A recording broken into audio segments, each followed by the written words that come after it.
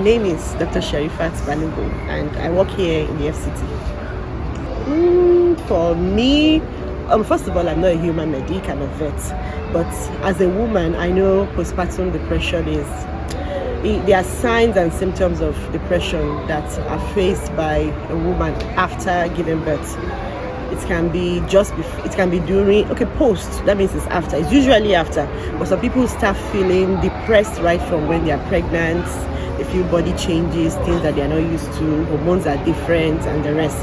But the most impact of it, or the most signs and symptoms are seen after a woman gives birth and she feels major depression. Sometimes challenging why her body has changed, why her voice has changed, why she doesn't look the way she used to be, her tummy, and then this just causes major depression in women. So I have 3 children alive, but I lost several children. I think I lost 4. So the first time I gave birth, I was the happiest person on earth. I was happy that I had surmounted each goal that women look up to, apart from graduating and becoming a professional veterinary doctor. Then I got married. It was phenomenal, fairy tale, to a good man, religious. And then after I gave birth, I felt I was unhappy. Within a week or 2 weeks, I felt something was wrong with me. Then I spoke to my husband, who is a medical doctor, and then I told him something is wrong. I'm not even able to lactate well because I feel so sad. But I love my baby, but I feel sad. First of all, I tried wearing my clothing and they were no more my size. Somehow I felt that by the time the baby is out, then I would just go back. I didn't have proper preparation of how severely my body would change and the hard work it would take to go back into shape. But what I kept on hearing was, nothing is wrong with you. Stick to what you're supposed to be doing, caring for the baby. But I just wanted to run away. And then I surmounted that somehow, and then everything went back to normal. The most case was now in my second baby. After I had him, it was the sweetest. I had become good and I knew how not to make a baby cry. I knew how to handle babies. But then this depression came in. But I did not know what was going on. I happened to be unemployed at the time, so I thought maybe I was unemployed. But I was well taken care of. I looked like a princess. And I was going back easily. But I was sad and unhappy, lashing out at my children, lashing out at everybody. So, but the most impact or the most signs of depression that I felt was after I gave birth to the second baby. By then I was hearing women having depression. But after I had my second baby, there were times I felt like ending it all. I felt like leaving them and running away. And at that time, in addition to the postpartum depression, I also began to have high blood pressure that just wouldn't go away. So I think women are not really prepared for the things that will happen to you. You are happy, you've produced a young one, you love the little baby, but you are deeply unhappy. And that is something that we women should talk about more. Postpartum depression is real. I remember during the times when I used to be so depressed. When I'm driving close to a bridge or across a bridge, something will just whisper to me, just turn your hand to the right. Just end it. It's easy. Drowning is one of the most easiest way to die. Just end it and just leave this place. Another thing that I faced was how my depression was received by people who I thought were professional, like my husband, who is a medic, and then my in-laws, so I felt that they should understand that there's some unhappiness that comes. But I think I just expected too much from those people, and then I was disappointed. It was as if, are you not happy? You should be grateful. Allah has provided you with a son and another son. What's making you unhappy? You are ungrateful. You should love Allah and things like that. But there's more to the postpartum depression than being religious in any form, and it's indeed a depressing time.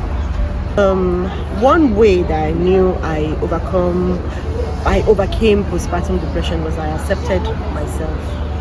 I knew that there was more to me than being my name. There was more to me than being a doctor. There was more to me than my qualification. Because one of the things I started doing was I was trying to, okay, maybe the veterinary, maybe being a doctor was not enough. Let me go for a master's. Let me go for a PhD to make me better. And after accepting that, and I realized that I didn't accept who I am. So I accepted my inner being. It was more than my name. It was who I was without my qualification, without money, without anything, just who I was as a person. I accepted that person holistically, and then the physicality of who I became after giving birth reduced significantly, and I was able to accept who I am, and it really helped me. So I would like to advise other women that there will be changes in your body. You would feel as if the world is against you. You will feel you are no longer desirable by your husband, and then you will feel your in-laws would compare you to, okay, one person gave birth 5 minutes ago and she's already back to shape. Why haven't you gotten back to shape in a year? It would take time. Nurturing a real human being in your system is one of the most miraculous things that can ever happen to a woman's body. So accept who you are.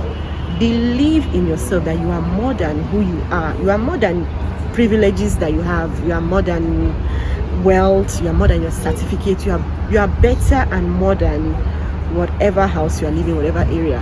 When you accept and you believe in yourself. For instance, when I was so searching, I realized that I was an empathic leader, yet a servant. I wouldn't allow anybody suffer in my watch. I would stand up to wrongdoing. So I began to do exactly what I found inside me. I stood up wherever I saw injustice, whoever it was. I believed in myself. I worked on myself. I worked on how I speak in public, how I carry myself, and indeed I became a light to many other people, many other women and men. So anyone who is going through depression right now, I'd advise you should pray about it, but you should find out who are you when there's no one watching. Who are you without your money, without your education? Accept who you are and then live your life in that truth. And you'll find out that how your body has changed wouldn't really matter. So for health reasons, I would advise as well that you take care of yourself, you take care of your appearance, but never allow it to define who you are. Thank you. I didn't seek any professional help. Yeah, I just spoke more to my sister. So my younger sister has a bunch of quadruplets. So if I thought I was going through depression just by having one by one, then hers was even worse. And then I realized that connecting with her, I wasn't the only one suffering. We were suffering. And then we found a way to connect. We found a way. We are sisters. We follow each other in times of birth.